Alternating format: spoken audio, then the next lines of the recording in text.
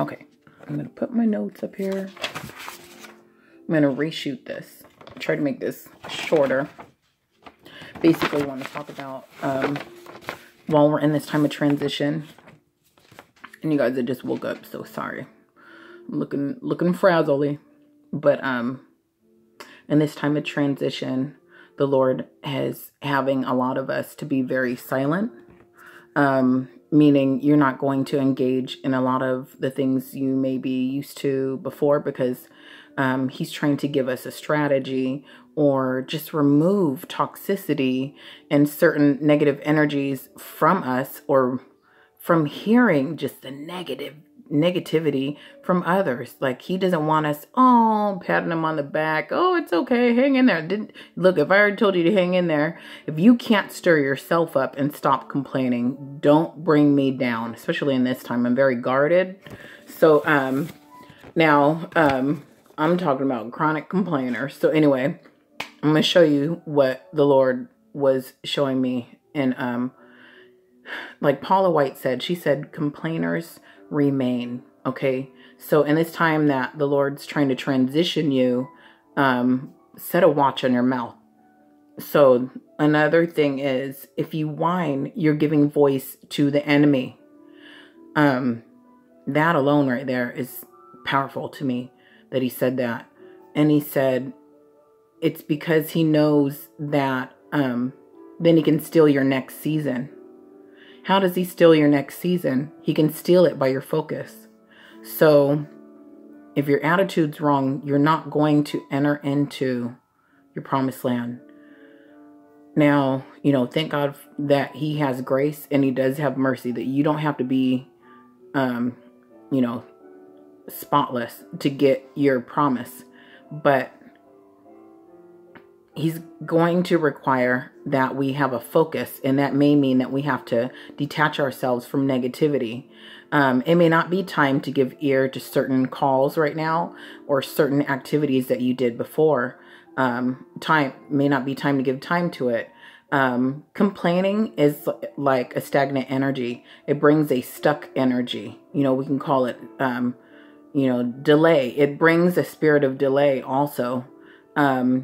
You're in agreement with the spirit of delay, because you are calling things what they are, and you're just calling more in of what you're focusing on. So change your focus.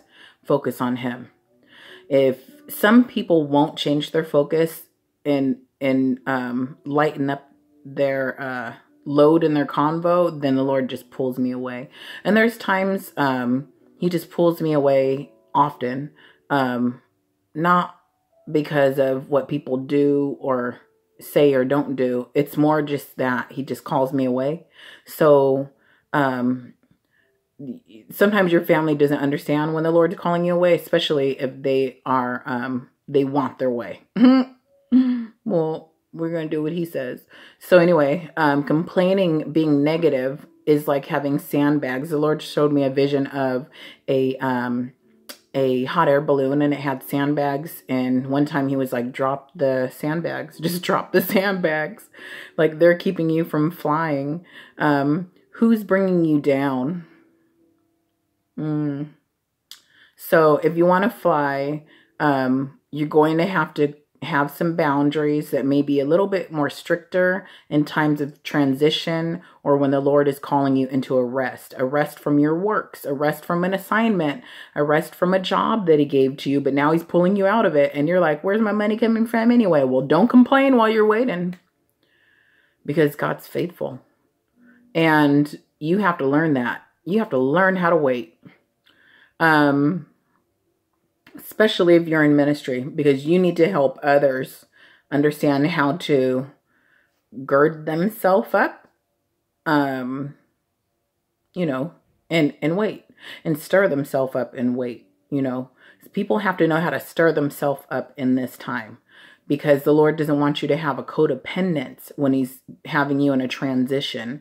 You're like that butterfly that's in the cocoon sometimes, and you're like, God, didn't we already do this cocoon a while ago? And he's like, yeah, girl, but we're going to do it again, because I'm about to take you to a new level, and you're going to go with new wings. You're going to have new wings, a new ability to rise, a new strength to rise. But you got to take that rest. And it may be from chatter. It may be from hearing people's opinions and their daily updates about what they're doing. You know, that's a narcissism. If you have to always update people on what you're doing. And maybe that's fine for two vessels that are made for some other work. I don't know. But if you go and you minister to the Lord and you go sit in the presence of the Lord and you are in ministry, or you're just a spiritual person and you need to get away with him, then you cannot have just yourself just like rambling off everything you're doing all the time. And you cannot be needy. Okay. So you're going to have to learn to die. So you can't be needy. When you're not needy, you're going to recognize those who are. Also, if the Lord is, if he's trained you with a certain gift, by the time you've completed your training, you'll start to recognize who you can't stand, or what kind of activity or behavior you cannot be around anymore, or you don't want to deal with anymore, because you don't need that person or that lesson to bother you. So in this time, the Lord may be pulling you away from what you used to give energy to, or who you used to talk to.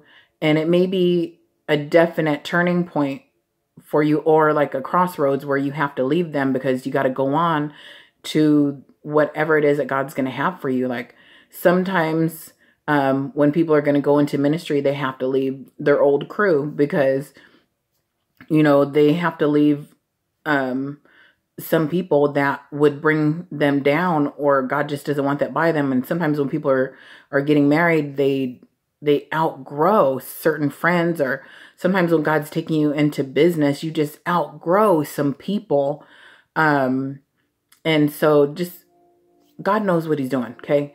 So anyway, drop the sandbags. It could be thoughts, people, actions, old activities, old jobs that the Lord doesn't want you to do anymore. And you got to get the rest so that you can fly. Remove the negative vibes. These also stall you. People with negative energy, people that are just going to be negative, or they complain too much, and they can innocently like complain, but for way too long. And then they expect that you're there all the time and want to call you all the time. And this kind of person usually feels very bad and has self-pity or anger if you don't give them the attention that they were getting from you. And the reason is they're light sucking from you. They're pulling on your energy. Another one I wrote down, this is just a little note, I guess. The critical spirit is not to be confused with the gift of discernment. So whether you think you are discerning, but you're really having a critical spirit, get rid of that too. And don't take calls and hang out with, you know, and meet for long times with some people, or at all in times of transition with people that just have a critical spirit, okay? Because that is going to stop you from your next step. And the Lord's probably not going to release you into your next stream, the next idea, give you the mate, or give you the partnership that you need in order to go into your next season. Okay. I wrote down, if you're alone or stuck, then check your heart, or check who's around you. Check the conversation that's been around you. What are you receiving? Are you letting people come back and whine and whine and whine and whine? And then it ends on you're always like patting their back at the end of the conversation. You're always encouraging them. Have they not learned how to stir themselves up? And, you know, and some people may say, oh, I'm just being real when I'm just being real. No, you're just being negative. So you don't even know what you're being. You don't even know of what spirit you are of. So it's your job right now to be sensitive to the Holy Spirit so that you don't take on negative energies and become this person that's absorbing all this negative energy, which is going to be as sandbags, preventing you from flying to your next level that the Lord's trying to take you to. There's also another note I said, there's times when Joshua marched silently Do you know how to march silently? That means you don't whine. You're not calling people to update. You're not going to update your extra nosy peoples that need to know what you're doing all the time. And the reason why nosy people need to know what you're doing all the time is a lot of times they're envious or jealous of you and they want to copycat you. Delilah is a copycat. Delilah wants to give you food and comfort and lay you down, and she's not always a sexual seductress. It could be somebody that just wants to give you gifts or wants to buy you. And then as you're comfortable in eating with them, you know, then you're just going to blah, say everything you're doing. And then they want to copycat you. And that's the weirdest thing. If you're going to copycat somebody, that's an ugly thing. You got to find who you are in God. So in this time, the Lord, and often, very often, the Lord pulls me away from people. There's certain people that never understand. They're always offended. And he'll pull you away from the people that are braggarts, that are always bragging about what they're doing. And you're like, oh, good, you know, yay, have fun, you know. But God's given you like something greater for you in his presence. And you just have to cut off those voices and distractions and the negative and the whiner, the chronic complainer. And you have to make sure to put a guard on your mouth. So I'm talking to me too. I don't make these videos because I have so ascended and accomplished all this. But let's get to my last thing. I need to share this story. I was to train someone in spiritual things before and perhaps even build some things with them. And the Lord wanted them to learn so much. I was like, God, you want them to learn so much stuff. It was like they were gifted, but I needed to train them how to guard the gift, how to move in the gift, how to worship God. Just go away with God. Just learn how to shut everything off. Once you get away with God, you're going to see who pushes past your borders and boundaries. That's usually those people that are used of the enemy to pull on you, drain your gift, use your time, resource, talent. And it could be family. It could be just anybody. You have to have these boundaries up. So anyway, so I was training this person. They could never get it. They never listened. They never could get it. Their head was big. They wanted position instead of worshiping God. They wanted position instead of presence of God. They ended up, after so many corrections, I'm like, no, God's not saying, he don't want you to do that. He wants you to just rest in him. Just rest in him and what he wants you to do. Just go in your house, shut the door, just be alone with God. And they could never just like stop. They always were, it was vain glory. It was like vain. They were just running in their own strength. They were just, they were going to churches saying, I'm a prophet. You know, well, you don't do that before the Lord sends you. You don't just send yourself. You're going to embarrass yourself. So I'm so like sorry in a way to share this story, but it's true. The Lord has sent me to somebody at some time years ago, and they could never get it together in the window of time that the Lord wanted them to work with me. So I can't have, you know, you're not going to have disobedient crew. So, so anyway, I say this story because they had a bad attitude, and the Lord really wanted to do heart work on them, fix mother issues. And I don't care if your mother has mother issues. You got to fix your issues. And maybe your mother is too ill to know that she has mother issues that she's not confronting. And so now you're dealing with the effects of her mother issues. But if you're going to go into ministry, or God's going to join you to somebody, we have to get rid of our mother issues. So maybe we don't get rid of all of that before he takes us into stuff. But for some of you, it's required that you let him begin the healing, or you're not going to go forward. It's required that you let him change your attitude, or you're not going to go forward. So staying on topic, the reason why I shared this story was this person in the beginning of our connection said, why? I keep feeling God's asking me, why didn't Moses go into the promised land? Why couldn't Moses go into the promised land? Why couldn't Moses go into the promised land? I can't even sleep. It's bugging me. He's asking me late at night. And I said, oh my God, I can't. Now I almost can't sleep. I got to know, why are you asking this person this? And the Lord revealed to me later, because this person, and I already knew, they were envying the anointing, but they wanted to be me. They wanted to move just like me. And, but you cannot compete in the flesh with what I do naturally by the anointing, you know?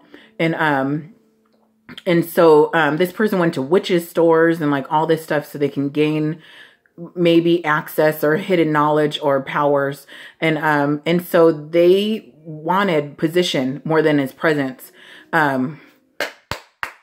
Change your attitude. You cannot want your next position more than his presence right now. If you complain, you're going to remain. This person could not cross into the promised land. I know that they're going to stay pretty much same level all their life. And the Lord had me just move on despite their attempts to reconnect. Even the Lord, you know, I wept with them and I had to cut it. And I said, because you didn't listen when God was telling you to so many times. Now he's taking me away and I don't want to have to start over, but now I got to start over because he's going to take me away. And we wept on the phone. But let me tell you something. God may disconnect you from some negative people. He may want you to change you from being too negative. Otherwise, you're not going to cross over to the promised land. Can I tell you, this person dies out or does not cross over into the promised land because of their attitude, because they envied me. But let me tell you, more than that, because they had such anger that they couldn't have something. So if you take a staff, you know, and then hit the rock and you just out of anger, you're doing something, you're just doing something out of anger, expecting a result. You're hitting God's creation, expecting there to be a flow. If you are want to see miracles and you're just all in the wrong spirit, if you want to see a promise and you're just all in the wrong spirit, then you may not get what you truly came for. And that is to know him deeper, to worship him, and to love him more than your promise. If you can love him more than your promise, and if you can stop complaining and set a watch on your mouth, and you don't need to update the extra nosies in your life, and keep your ears from hearing so much negativity, then you will have this rest of which looks like you're still, but God's about to take you up and elevate you into another position. This does not mean fame, but it can mean an increase. And it will mean an increase of you being in your purpose with divine connections. And so you got to drop these sandbags. Why didn't Moses enter his promised land? Point blank, his attitude. So please pray, okay? If there's any spirits or way in you that is hindering your own walk with the Lord and entering into your promises, and God has promises for you and he wants you to get it, but you're going to have to change your attitude. And remember, sometimes Joshua marched silently around those walls. Sometimes you just need to march in